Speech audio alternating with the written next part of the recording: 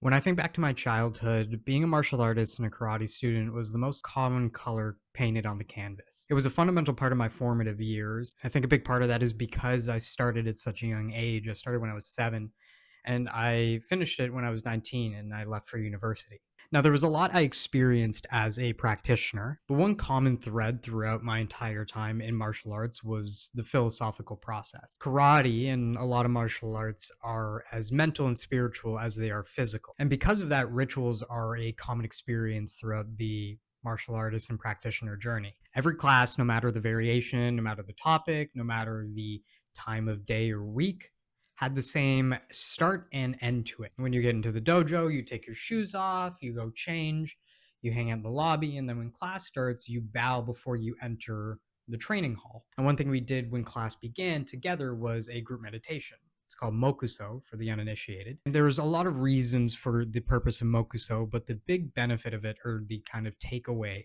was that it was an experience in leaving yourself outside of the dojo or leaving yourself behind as you entered that sort of mindset and also physical space of practicing as a martial artist. All the things happening in your life that weren't related to martial arts stayed on the other side of that meditation. And what we like to say is stayed on the other side of that door. And we did this at the end of class too, the same meditation, Mokuso, and it was a way of bringing what we learned and experienced in class and reintegrated it into the rest of our life as we stepped outside of the dojo and back into the world we had just come from. It's interesting when I think back to my time as a martial artist and these experiences I had, I think a lot about the word unbecoming, and specifically the interplay of unbecoming and becoming, or forming and unforming, if we want to use different terms. I know I'm sounding very esoteric when I say this, but the way I kind of visualize it or play it out of my head time and time again is that every time we participated in that first ritual of meditating before class starts and leaving our non martial arts life on the other side of that door, and then practicing for the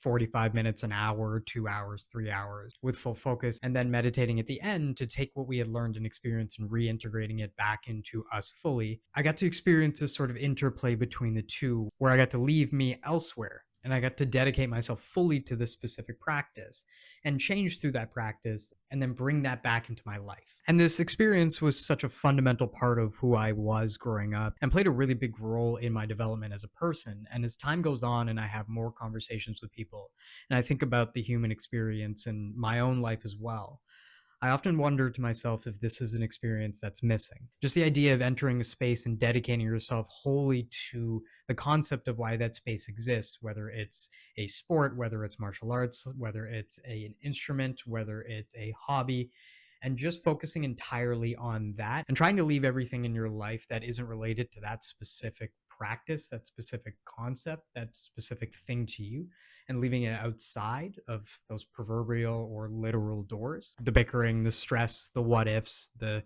millions of things you need to do, and focus wholly on that specific thing in front of you. Deep down, I think that's something we all need a little bit more of. I know it's missing in my life, and I haven't had it in a really long time, and I'm working on getting it back.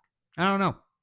Maybe I'm posting this because I think that if you're watching this, you might need that too, or you might have it and realize that it's time to share that with other people. Thanks for watching.